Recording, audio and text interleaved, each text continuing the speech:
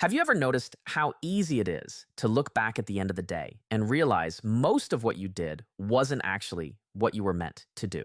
You might start your morning with good intentions, planning to tackle a project, cut back on snacking, or maybe finally get around to that workout. But somehow, hours disappear into random distractions. This is something I see all the time. There's this gap between what we want to do and what we actually end up doing. And a lot of people beat themselves up over it. They think they're lazy, they think there's something wrong with them, or they think if I just had more willpower, I could fix this.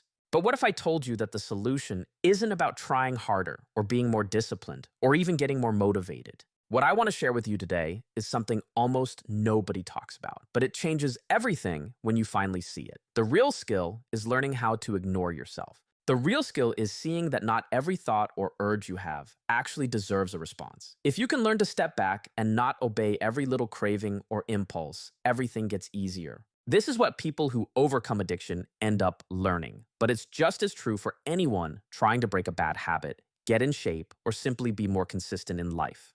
The reality is, most of us are experts at listening to ourselves, but we're just listening to the wrong parts. Every time a craving or an urge pops up, we treat it like an order.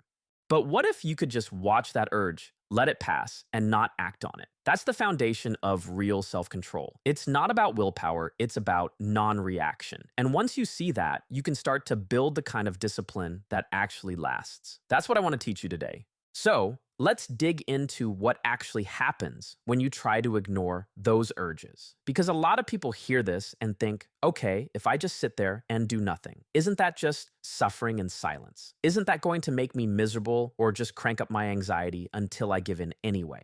But here's what's interesting. If you actually watch what happens to your cravings or uncomfortable emotions when you don't act on them, you'll notice something really surprising. They go away. Not instantly, not always painlessly, but they don't actually last forever. We have unconsciously taught ourselves that the moment we feel anything uncomfortable, we need to do something about it.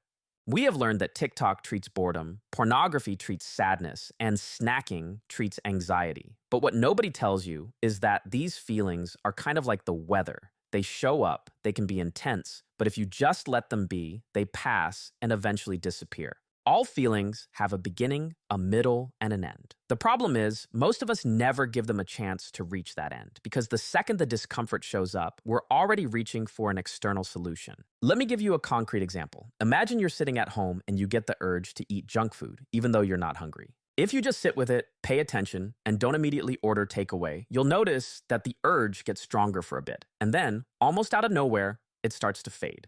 This is literally how your brain works. It's called returning to baseline. Emotions and impulses are temporary by design. But if you act on every urge, you're basically training your mind to keep throwing them at you. Your brain learns, every time I feel a craving, I get what I want. And that's why it feels so relentless. The truth is, if you can practice just letting these feelings rise and fall, you start to take the power away from them. You build real freedom, not by fighting your emotions, but by letting them move through you.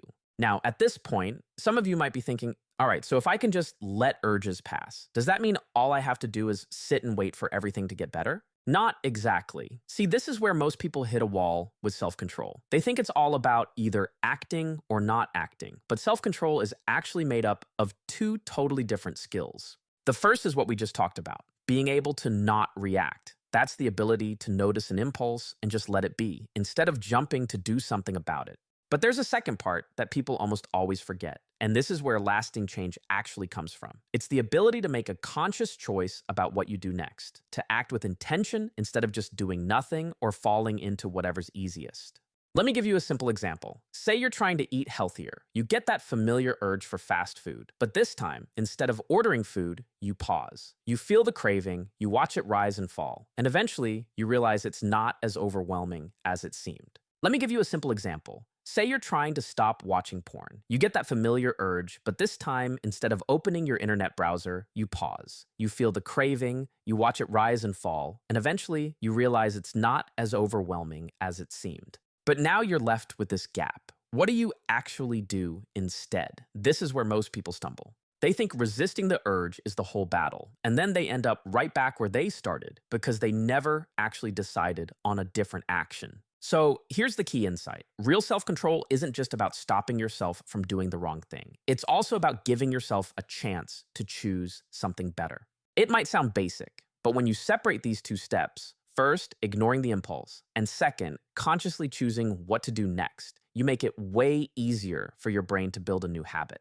The more you practice these steps separately, the more progress you make. If you just try to will yourself into good behavior, you burn out. But if you practice resisting and then practice making one clear, intentional choice, even something small, you create a pathway for real change. You will start to see that every moment of self-control is actually a moment of freedom. First, from your impulses, and then in what you choose to do with that freedom. And that, honestly, is where most transformation actually happens, in learning to pause and then choosing on purpose what comes next. So now that you've got those two pieces, there's one more layer I'd like to add, and it's actually looking at the price you pay when you follow every urge that pops into your head. See, most of us go through life in a kind of autopilot mode. Something comes up, a craving, a little itch for distraction, a flash of frustration, and we just respond. We rarely pause to ask, if I do this, what am I really giving up? And that's a huge blind spot, because every impulse you act on has a cost, whether it's obvious or not. Let me give you an example. Let's say you have a habit of getting into arguments with people on the internet. In the moment, when you argue with someone, it feels like you're getting some kind of relief or satisfaction. But what do you really end up with? Usually it's frustration, wasted time, maybe even more stress than you started with. If you actually step back and tally up how much energy and peace of mind you're sacrificing for a little burst of impulse, it's almost never worth it. This applies to so many areas: overeating, doom scrolling, even just saying yes to things you don't really want to do. Every time you obey that initial urge, you're trading something away. Sometimes it's your focus, sometimes it's your mood, sometimes it's your long-term goals. But because we never pause to look at the full bill, we keep paying it over and over. Here's the thing. When you start to reflect on where your impulses lead, you build a different kind of awareness. It's not just about resisting or choosing. It's about actually seeing the consequences of your actions and letting that inform what you do next. The more you pay attention to the real cost of following every impulse, the easier it becomes to let them go. You realize that most of those urges aren't just unhelpful, they're expensive. And when you see the price, it gets a lot easier to walk away. That's the shift. Instead of living on autopilot, you're starting to act with real awareness. You're not just saying no to the impulse. You're saying yes to your own priorities, your own peace of mind, your own growth. And that's what gives you momentum to actually change, not just for a day, but for good. At this point, you might be wondering, okay, I get it, but how do I actually build this skill? How do I practice not reacting when my mind and body feel like they're screaming at me to do something? And this is where a lot of people trip up, because they assume you either have self-control or you don't. But the reality is, it's a skill like any other. You get better at it by practicing in low-stakes situations so that you're ready for the bigger ones when they come up. Let's start with something simple. Say you're sitting at your desk and suddenly get the urge to check your phone. Instead of immediately reaching for it, just pause. Don't force yourself to focus on work or do anything in particular. Just notice the urge. Pay attention to how it feels. Maybe it gets stronger. Maybe it even feels uncomfortable for a bit. But if you wait, even for 30 seconds, you'll notice it fades. And this right there, that's your first rep. The more reps you do throughout the day, the easier it gets. You can apply this to so many tiny moments throughout your day. It's about noticing the urge, letting it rise, and then letting it fall without acting on it. Each time you do this, you're literally building new neural pathways. As I explained, these little reps add up, and soon you'll find that what felt impossible before, sitting with discomfort, letting urges pass, becomes a lot more natural. The key here is to start small. You don't have to conquer every bad habit overnight, but the more you practice ignoring those little impulses, the stronger you get at handling the big ones. And what's amazing is you'll start to notice you have more bandwidth, more clarity, and way more freedom in your choices because you've learned that you don't have to answer every call your mind throws at you. Now, before we end this episode, I'd like to emphasize that having self-control, especially in the world we live in now, is more than essential. Think about how modern life is structured. You're surrounded by apps and foods and ads and devices, all designed to trigger your impulses over and over again. Every notification, every little red dot, every flavors are engineered to make you crave more. These things are everywhere. You might start your day with good intentions, but you're fighting a system that profits every time you react without thinking. So it's not just about your personal weakness or some character flaw. The reality is, the world is engineered to make ignoring your impulses as hard as possible.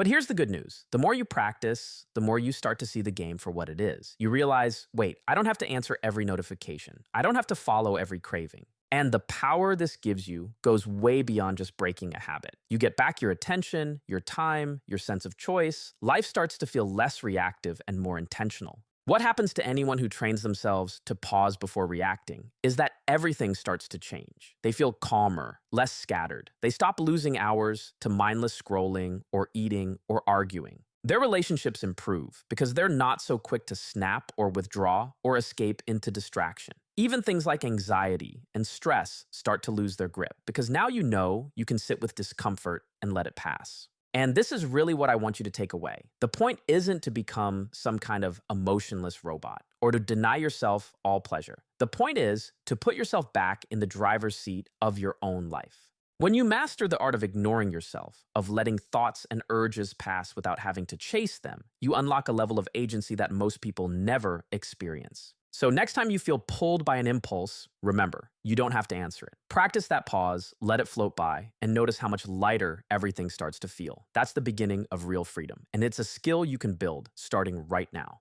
Thank you guys for listening. I hope this made sense. Let me know what you think.